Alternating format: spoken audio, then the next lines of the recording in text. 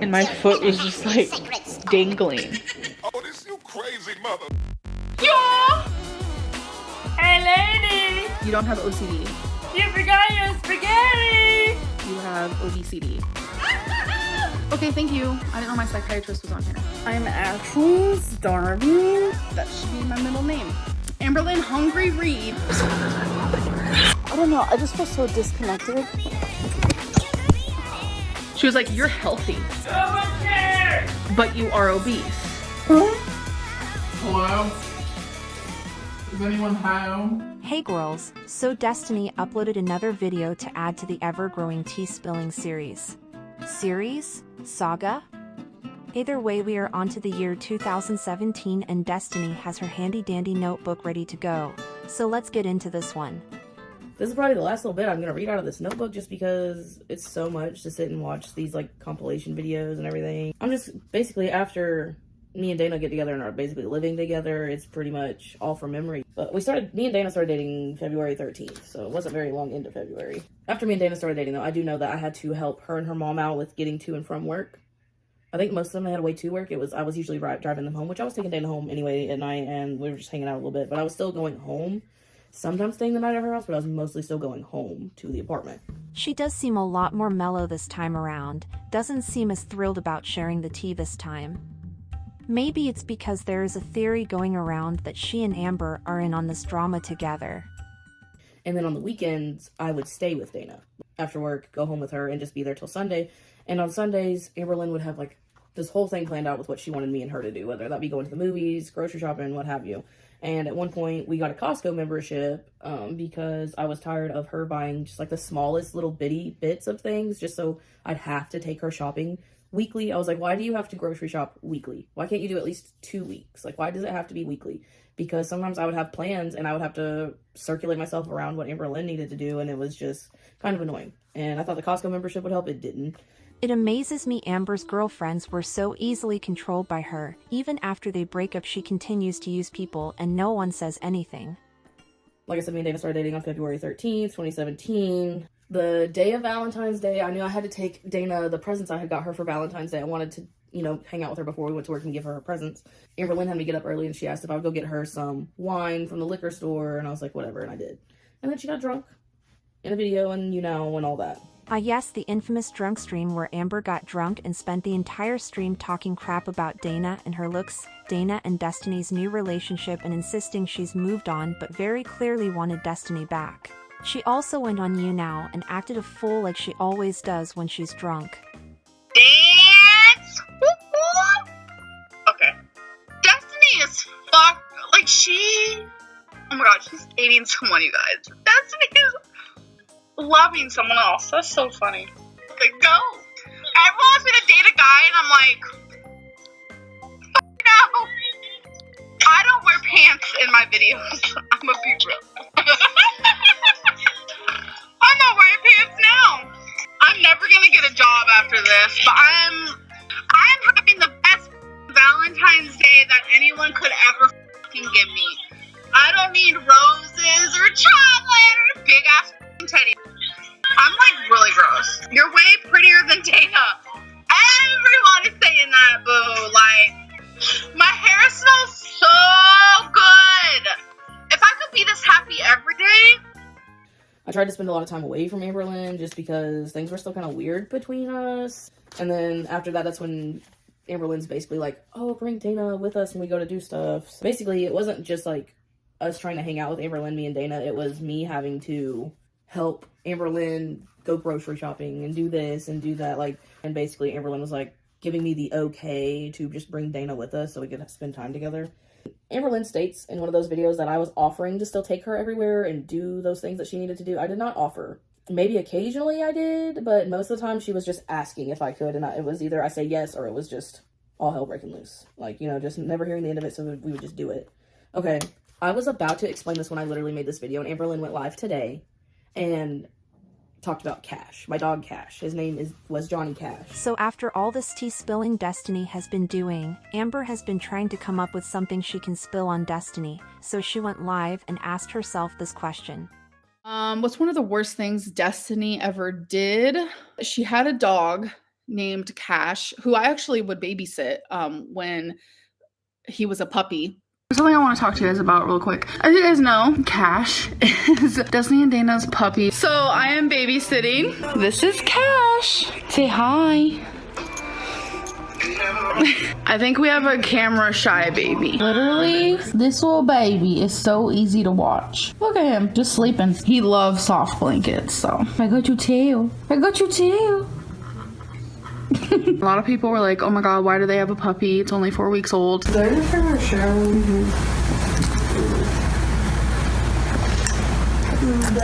Explain that it's like dog milk. It is, it's puppy milk. Yeah, puppy milk. He's 4 weeks old. Aww. So he has like 2 more weeks on this. And his name is Cash. And of course, Twinkie Star here. The owner of the mother of the puppy lied to them and said that the puppy was 10 weeks old. And they found out that they were lying because when they finally got the puppy and the puppy was home, they realized the puppy had no teeth and the whole thing. So I don't want you guys to be like upset with them about that, because that's a whole story that the owners completely lied, etc, etc. So yeah, it's just really bad. Like, there are a lot of people who do that shit. So just saying. I guess Cash wasn't trained very well. Cash ended up biting like a little girl, and Destiny, this is when Destiny and I were friends, and she was like talking to me about it, and she was like, I'm gonna have someone put down Cash. And I was like, are you kidding me? Like, I literally have the text messages in this phone. And I was like, no, don't. Like, literally get your dog trained. Like, train your dog. Like, dogs can change. Like, your dog is still young. I don't believe in putting down animals unless, like, they're on their actual deathbed and they're, like, old, like, ancient. Like, animals to me are, like... This is the same girl that told us Twinkie was in pain, decided to leave her at home and go out to eat instead of taking her to the vet. And for years we asked her to please cut Tunk's nails. And let's be real, Destiny and Amber were not great pet parents to their animals whilst they were together. Becky and Wipey seem to be the only ones who care about Tunk's health. When Destiny said that she was gonna get Cash put down, in my head, I thought she meant like at a vet. Even then, I don't agree with that shit. But she meant that someone was actually gonna like shoot the dog.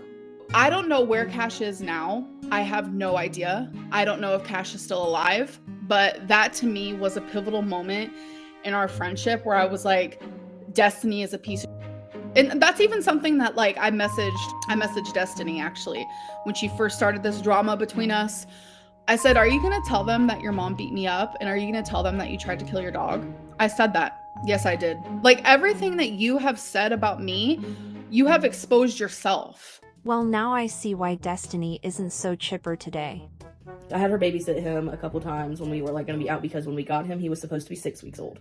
It turned out he had to have only been like 3 or 4 weeks old. And I was like, holy crap, they gave you a too young puppy. Like, that baby should not be away from its mom. This is crazy. And that's why AMBERLYNN had to babysit him, because he needed constant, just everything going on. Amber and Destiny pretty much used each other after the breakup. Dana's dad wanted to keep him, because he's a real good dog. He is a very good, like, security kind of dog. Like, he was not gonna let anyone get messed with if he was around. Now, he did not let him be inside. He was chained up outside, and I feel like that's one of the things that led to everything that happens with Cash, was just, he went from being, well, he was 98% of the time outside with us too, but it was because he wanted to be. It got to the point where he was letting himself out of the house and just staying outside all the time. So, I mean, he loves being outside. We don't want a roommate when we start looking for somewhere to live and figuring out job situations. The girl that we ended up becoming roommates with actually worked at the daycare that we worked at with us, or she worked at the sister one. And she was like, it'd be really nice if you guys moved in, help out, whatever. So, and we were able to bring Cash. So we had Cash there, and it happened on New Year's Day 2020. We had actually spent New Year's with AMBERLYNN and Becky and Eric and Ricky. Well, AMBERLYNN and Becky were like, well, it's been a while since we've been, like, towards where we lived. And she was like, well, what if we go to Olive Garden and all this stuff? So we drove.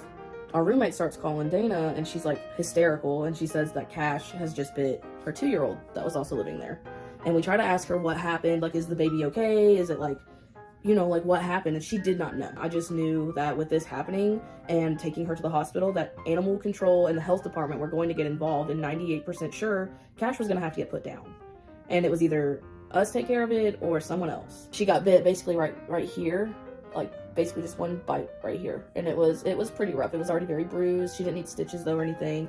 Cash had his rabies shot, so there wasn't that to worry about.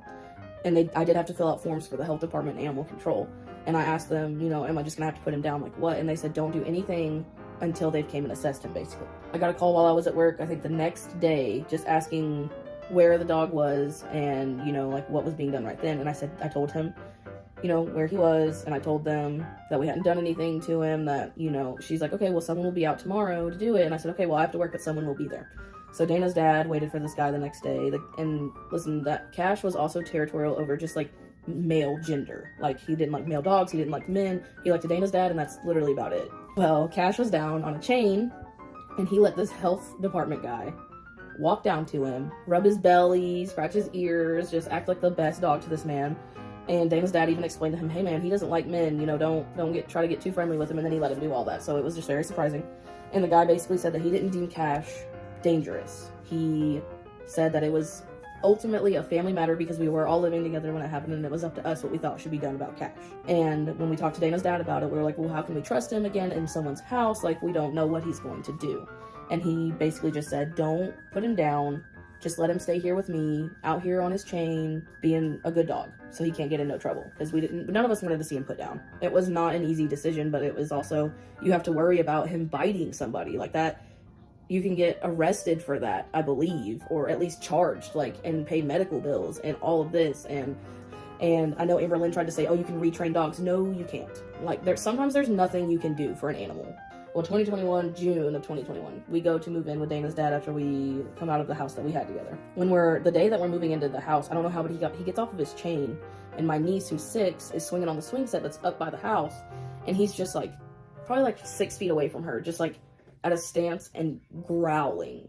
Dana starts yelling for me, telling me that he's off the chain, and, you know, I try to get to Gracie, between him and Gracie, and so does Dana, gets him back on the chain, everything's fine. You know, like, nothing happened, but it was scary.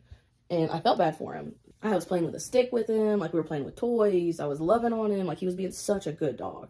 And I turned around from him when I went to be done playing with him to go back inside because I had got dirty. I was ready to go in. I was ready to eat. As soon as I turned around from him, I don't know like what happened, but he jumped onto me, like jumped, scratched my back all up, and was just like snarling and trying to get my neck from behind. So then we were like going back and forth talking about it. We were like, well, what do we do? Like, if no one can go down there and play with him, no one can go down there and love on him, no one can go down there and just be like, come on, Cash, you're gonna go with us today and run around and take him to PetSmart, whatever. It's just no way for an animal to have to live with no human contact, just food and water when you can get it if you let someone near you to feed you. It was very emotional for me and Dana. We were both very upset, and Dana's dad ended up putting him down for us. Yes, that means that he did it himself. That's all you need to know, really. It was very traumatic. So, Dana's dad is the one who put the dog down, and it was essentially Dana, Destiny, and Dana's dad's dog, but Amber thinks this is spilling tea about Destiny? This isn't the same thing as Destiny telling her side of the story or saying Amber stunk. This has nothing to do with Amber, and it seems like she is just trying to make people hate Dusty. People already don't like Destiny, but when Amber does stuff like this, she is the one that comes off in a bad light.